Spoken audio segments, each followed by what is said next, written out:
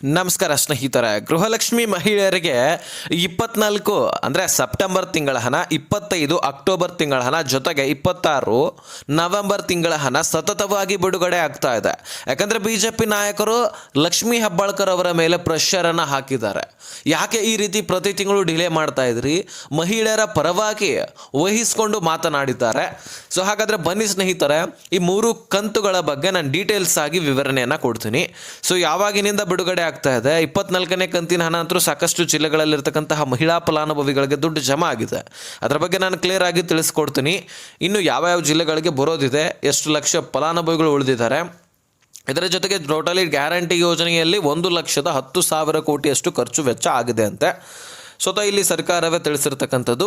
ಇನ್ನೂ ಹೆಚ್ಚಿನ ಖರ್ಚು ವೆಚ್ಚ ಆಗತ್ತೆ, ಇನ್ನೂ ಸಾಕಷ್ಟು ಕಂತುಗಳು ಬರಬೇಕಾಗಿದೆ. ಹಾಗಾಗಿ ಇನ್ನು ಖರ್ಚು ವೆಚ್ಚ ಆಗ್ತಾನೆ ಇರುತ್ತೆ. ಅದನ್ನು ಬಿಡಿ, ಈಗ ಸದ್ಯಕ್ಕೆ ರೂಲ್ಸ್ಗಳ ಬಗ್ಗೆನೂ ಕೂಡ ನಾನು ಮಾಹಿತಿ ತಿಳಿಸ್ಕೊಡ್ತೀನಿ. ಅಂದರೆ ಬೇಸಿಕ್ ರೂಲ್ಸ್ ಎಲ್ಲ ಗೊತ್ತಿದೆ. ಎಲಿಜಿಬಲ್ ಇದ್ರೂ ಸಹಿತ ದುಡ್ಡು ಬರ್ತಾ ಇರಲಿಲ್ಲ ಅಂದರೆ ಅದಕ್ಕೆ ಕಾರಣಗಳು, ಅದಕ್ಕೆ ರೂಲ್ಸ್ಗಳು ಏನಿದ್ದಾವೆ ಅದ್ರ ಬಗ್ಗೆ ನಾನು ಬಿಡಿಸಿ ಹೇಳ್ತೀನಿ. ಹಾಗಾಗಿ ನೀವು ಆದಷ್ಟು ವಿಡಿಯೋನ ಕೊನೆವರೆಗೂ ವಾಚ್ ಮಾಡಲಿಕ್ಕೆ ಪ್ರಯತ್ನ ಮಾಡಿ. ಸ್ನೇಹಿತರೆ, ಈ ಗೃಹಲಕ್ಷ್ಮಿಯಲ್ಲಿ ನಿಮಗೆ 24ನೇ ಕಂತಿನ ಹಣ, 25, 26 ಜೊತೆಗೆ ಡಿಸೆಂಬರ್ 27ನೇ ಕಂತಿನ ಹಣ, ಈ 4 ತಿಂಗಳ ಜೊತೆಗೆ ಈಗ ಹೋದ 2025ರಲ್ಲಿ ಫೆಬ್ರವರಿ ಮತ್ತು ಮಾರ್ಚ್ ತಿಂಗಳ ಹಣವನ್ನು ಕೊಟ್ಟಿರಲಿಲ್ಲ. ಇದು ನಿಮಗೆ ಗೊತ್ತಿದೆ. ನಾನು ಈಗಾಗಲೇ ಸಾಕಷ್ಟು ವಿಡಿಯೋದಲ್ಲಿ, ಹಿಂದಿನ ವಿಡಿಯೋಸ್ಗಳಲ್ಲಿ ತಿಳಿಸಿದ್ದೀನಿ. ಯಾಕಂದರೆ ಸಚಿವೆ ಲಕ್ಷ್ಮೀ ಹೆಬ್ಬಾಳ್ಕರ್ ಅವರ ಮೇಲೆ ಪ್ರೆಷರ್ ಹಾಕಿದ್ರು. ಒಂದು ಚಳಿಗಾಲದ ಅಧಿವೇಶನದಲ್ಲಿ ಈ 2 ಕಂತುಗಳನ್ನು ಸರ್ಕಾರ ನುಂಗೋಗಿತ್ತು, ಯಾಮಾರಿಸ್ಬಿಟ್ಟಿತ್ತು ಅಂತಲೇ ಹೇಳ್ಬೋದು. ಹಾಗಾಗಿ ಇದರ ಒಂದು ಮಾಹಿತಿಯ ಪ್ರಕಾರ ಸರ್ಕಾರ ಏನಪ್ಪ ಹೇಳ್ತಂದ್ರೆ, 2 ಕಂತುಗಳನ್ನು ನಾವು ಪೆಂಡಿಂಗ್ ಉಳಿಸಿದ್ದೀವಿ, ಆ ಕಂತುಗಳನ್ನು ಕೊಡ್ತೀವಿ ಅಂತಕ್ಕಂತಹ ಭರವಸೆಯನ್ನು ಸಚಿವೆ ಲಕ್ಷ್ಮೀ ಹೆಬ್ಬಾಳ್ಕರ್ ಅವರೇ ಕೊನೆಯದಾಗಿ ಒಪ್ಕೊಂಡ್ರು. ಆ ಒಪ್ಕೊಂಡ ತಕ್ಷಣ ಈ 2 ಕಂತುಗಳನ್ನು ಕೂಡ ಬಿಡುಗಡೆ ಮಾಡಲಿಕ್ಕೆ ಮುಂದಾಗಿದ್ದಾರೆ. ಇದರ ಜೊತೆಗೆ 24, 25, 26 ಹಾಗೆ 27 ಟೋಟಲ್ ಈ 4 ಕಂತುಗಳು, ಆ 2 ಕಂತುಗಳು, 6 ಕಂತುಗಳು, 12,000 ದುಡ್ಡು ನಿಮಗೆ ಬರಬೇಕು. ಅದರ ಒಳಗಾಗಿ ಈಗ ಟೋಟಲಿ 7,500 ಕೋಟಿಯಷ್ಟು ಫಂಡನ್ನು ಹಣಕಾಸು ಇಲಾಖೆ ಕಳುಹಿಸಿಕೊಟ್ಟಿದೆ.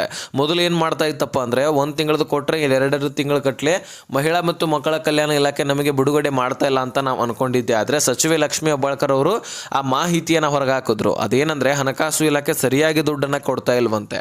1 ತಿಂಗಳದ್ದು ಕೊಡುತ್ತೆ, ನಾನು ಪ್ರತಿ ತಿಂಗಳು ಕೂಡ ನೋಟಿಸನ್ನು ಕಳಿಸ್ತಾನೆ ಇರ್ತೀನಿ, ಆದರೆ ಇನ್ನೊಂದು ತಿಂಗಳದನ್ನು ಕೊಡೋದಿಲ್ಲ. ಈ ರೀತಿ ಮಾಡ್ತಾ ಇದೆ ಅನ್ನುವಂಥದ್ದನ್ನು ಇಲ್ಲಿ ಸರ್ಕಾರವೇ ತಿಳಿಸಿರ್ತಕ್ಕಂಥದ್ದು.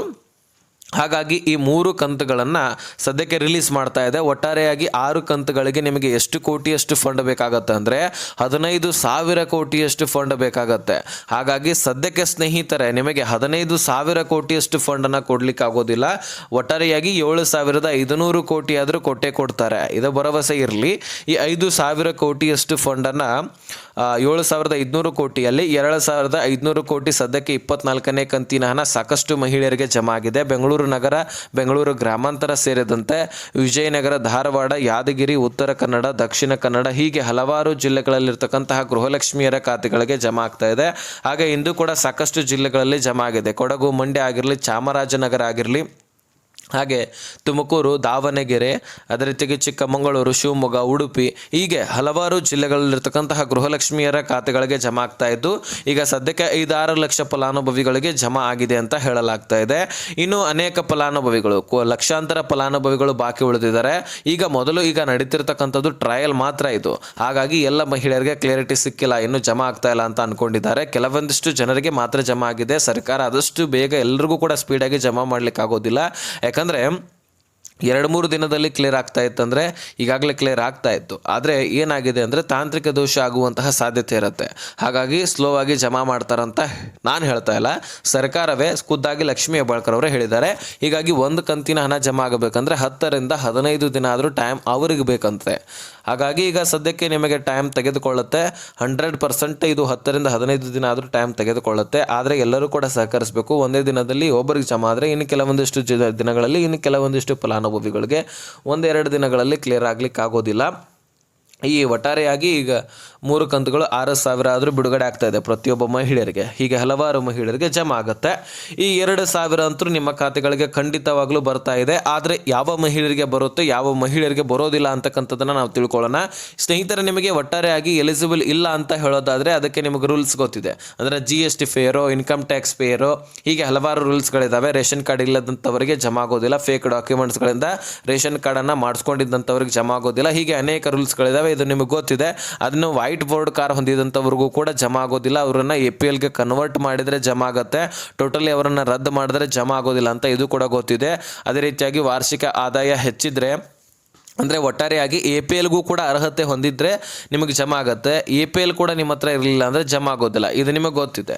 ಆದರೆ ಇಲ್ಲಿ ಎಲಿಜಿಬಲ್ ಇರ್ತೀರಿ, APL ಕಾರ್ಡು ಇರುತ್ತೆ, BPL ಕಾರ್ಡು ಇರುತ್ತೆ, ಆದರೆ ನಿಮಗೆ ಜಮಾ ಆಗ್ತಾ ಇಲ್ಲ. ಯಾಕೆ? ಒಂದು ಕಂತು ಜಮಾ ಆದರೆ ಒಂದೊಂದು ಕಂತು ಪೆಂಡಿಂಗನ್ನು ಉಳಿದು ಬಿಡುತ್ತೆ, ಜಮಾನೇ ಆಗಿರೋದಿಲ್ಲ. ಯಾಕೆ ಅಂದರೆ ನಿಮ್ಮ ರೇಷನ್ ಕಾರ್ಡು BPLದಿಂದ APLಗೆ ಕನ್ವರ್ಟ್ ಆಗಿದೆಯಾ ಅಂತ ನೀವು ನೋಡ್ಕೊಳ್ಬೇಕು.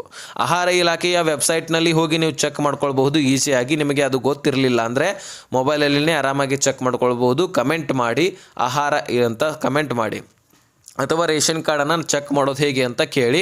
ನಾನು ಖಂಡಿತವಾಗ್ಲೂ ಹೆಚ್ಚಿನ ಜನ ಅದರ ಬಗ್ಗೆ ನೀವು ಕೇಳಿದ್ದೆ ಆದರೆ ನಾನು ಬೇರೆ ವಿಡಿಯೋದಲ್ಲಿ ತಿಳಿಸ್ಕೊಡ್ತೀನಿ.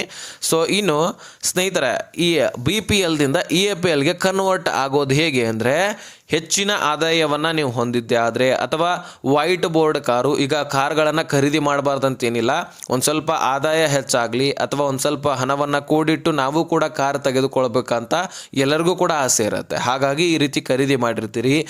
ನಿಮ್ಮಲ್ಲಿ ನಿಮ್ಮ ಕುಟುಂಬದಲ್ಲಿ ಬೆಳವಣಿಗೆ ಆಗಿದ್ದೇ ಆದರೆ, ಅಥವಾ ನಿಮ್ಮ ಮನೆಯಲ್ಲಿರ್ತಕ್ಕಂತಹ ಕುಟುಂಬಸ್ಥರು, ಈಗ ಮಕ್ಕಳಾಗಿರಲಿ ಅಥವಾ ತಂದೆನೇ ಆಗಿರಲಿ ಅಥವಾ ದೊಡ್ಡ ದೊಡ್ಡ ಮನೆಯಲ್ಲಿರ್ತಕ್ಕಂತಹ ಯಾರ್ದಾದ್ರೂ ಒಬ್ಬರದು ಸರ್ಕಾರಿ ನೌಕರಿ ಆಗಿದ್ದೇ ಆದರೆ ಅವ್ರದ್ದು ಕೂಡ BPLದಿಂದ APLಗೆ ಕನ್ವರ್ಟ್ ಆಗುತ್ತೆ.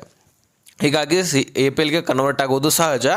APLಗೆ ಕನ್ವರ್ಟ್ ಪೂರ್ತಿಯಾಗಿ ಆಗಿದೆಯಾ ಅನ್ನುವಂಥದ್ದೇ ತಿಳ್ಕೊಳ್ಳೋದು ಇಲ್ಲಿ ಮುಖ್ಯವಾಗಿ. ಅಂದರೆ BPL ಇದ್ದರೆ ನಿಮಗೆ ಜಮಾ ಆಗುತ್ತೆ, APL ಇದ್ದರೆ ಜಮಾ ಆಗುತ್ತೆ. ಆದರೆ ಸರ್ಕಾರಿ ವೆಬ್ಸೈಟ್ಗಳಲ್ಲಿ ಈ ಕಡೆ BPLೂ ಇರೋದಿಲ್ಲ, ಈ ಕಡೆ APL ಆಗಿ ಪೂರ್ತಿಯಾಗಿ ಕನ್ವರ್ಟ್ ಆಗಿರೋದಿಲ್ಲ. ಇಂಥವರಿಗೆ ಏನಾಗುತ್ತೆ, ಸರ್ಕಾರ ದುಡ್ಡನ್ನು ರಿಲೀಸ್ ಮಾಡಿದ ತಕ್ಷಣ ನಿಮ್ಮ ರೇಷನ್ ಕಾರ್ಡು BPLದಿಂದ APLಗೆ ಕನ್ವರ್ಟ್ ಆಗ್ತಕ್ಕಂತಹ ಸಂದರ್ಭದಲ್ಲಿ ಮಧ್ಯದಲ್ಲಿ ಏನಿದೆ ನೋಡಿ, ಇದು ಸರ್ಕಾರದ ವೆಬ್ಸೈಟ್ಗಳಲ್ಲಿ APL ಆಗಿ ಕೂಡ ಕನ್ವರ್ಟ್ ಆಗಿರೋದಿಲ್ಲ, ಈ ಕಡೆ BPL ಕೂಡ ಉಳಿದಿರೋದಿಲ್ಲ. ಹೀಗಾಗಿ ಸರ್ಕಾರಕ್ಕೆ ಕ್ಲಿಯರ್ ಮೆನ್ಷನ್ ಅಪ್ಡೇಟ್ ಸಿಕ್ಕಿರೋದಿಲ್ಲ. ಹೀಗಾಗಿ ನಿಮ್ಮ ಖಾತೆಗಳಿಗೆ ದುಡ್ಡು ಆ ಸಂದರ್ಭದಲ್ಲಿ ಜಮಾ ಆಗೋದಿಲ್ಲ.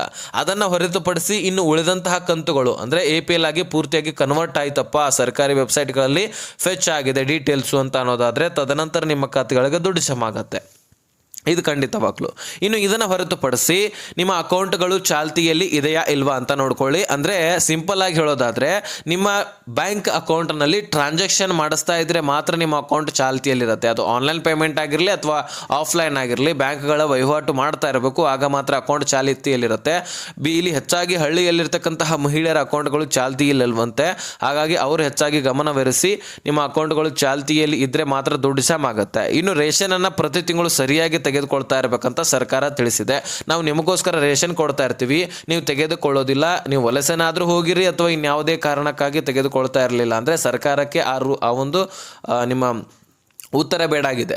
ರೇಷನ್ ಕಾರ್ಡನ್ನು ಹೇಗೆ ರದ್ದು ಮಾಡಬೇಕಾಗಿದೆ ಅಂತ ಕಾಯ್ತಾ ಇದೆ. ನೀವು ಅವಕಾಶ ಮಾಡಿಕೊಟ್ರೆ ರೇಷನ್ ಸರಿಯಾಗಿ ತೆಗೆದುಕೊಳ್ತಾ ಇಲ್ಲ ಅಂದರೆ ಆ ರೇಷನನ್ನು ನ್ಯಾಯಬೆಲೆ ಅಂಗಡಿಯವ್ರಿಗೆ ಉಳಿಯುತ್ತೆ, ಅವ್ರು ಮಾರಾಟ ಮಾಡ್ಕೊಳ್ತಾರೆ. ಹೀಗಾಗಿ ಸರ್ಕಾರಕ್ಕೂ ಲಾಸು, ಈ ಕಡೆ ನಿಮಗೂ ಪ್ರಯೋಜನ ಇಲ್ಲ ಅಂತ ಬಿಡ್ತಾ ಇದ್ದೀರಿ ಅಂತ ಹೇಳ್ಬಿಟ್ಟು ನಿಮ್ಮ ರೇಷನ್ ಕಾರ್ಡನ್ನು ರದ್ದು ಮಾಡುತ್ತೆ. ವಿಚಾರ ಮಾಡಿ, ಲಕ್ಷಾಂತರ ರೇಷನ್ಸ್ ಕಾರ್ಡ್ಗಳು ರದ್ದು ಆಗ್ತಾ ಇದ್ದಾವೆ. ನನಗೆ ಬೇಕು ನಿನಗೆ ಬೇಕಂತ ರೇಷನ್ ಕಾರ್ಡನ್ನು ಹೊಡೆದಾಡ್ತಾ ಇದ್ದಾರೆ. ಅಂಥದ್ರಲ್ಲಿ ನೀವು ರೇಷನ್ ಕಾರ್ಡ್ ರದ್ದು ಮಾಡಲಿಕ್ಕೆ ಅವಕಾಶ ಮಾಡಿಕೊಡ್ತಾ ಇದ್ದೀರಿ ಅಂದರೆ ನೀವೇ ವಿಚಾರ ಮಾಡಿ, ಪ್ರತಿ ತಿಂಗಳು ಕೂಡ ತೆಗೆದುಕೊಳ್ತಾ ಇರಿ. ಹೀಗೆ ಅನೇಕ ರೂಲ್ಸ್ಗಳಿದ್ದಾವೆ. ಅಕ್ಕಿಯನ್ನು ಮಾರಾಟ ಮಾಡಿದ್ರೂ ಸಹಿತ ರದ್ದಾಗತ್ತೆ. ಇದರೆಲ್ಲದರ ರೂಲ್ಸನ್ನು ಇಟ್ಕೊಂಡು ರೇಷನ್ ಕಾರ್ಡನ್ನು ರದ್ದು ಮಾಡಲಾಗ್ತದೆ. ಈ ಒಂದು ಇನ್ಫಾರ್ಮೇಷನ್ ತಿಳಿಸಿದ್ದೀನಿ. ಇನ್ನು ಬೇರೆ ಇನ್ಫಾರ್ಮೇಷನ್ ಸಿಕ್ಕರೂ ಕೂಡ ತಿಳಿಸ್ತೀನಿ. ಹೀಗಾಗಿ ಸಬ್ಸ್ಕ್ರೈಬ್ ಮಾಡಿಕೊಂಡು ನೋಟಿಫಿಕೇಶನ್ ಆಲ್ ಅಂತ ಸೆಟ್ ಮಾಡ್ಕೊಳ್ಳಿ.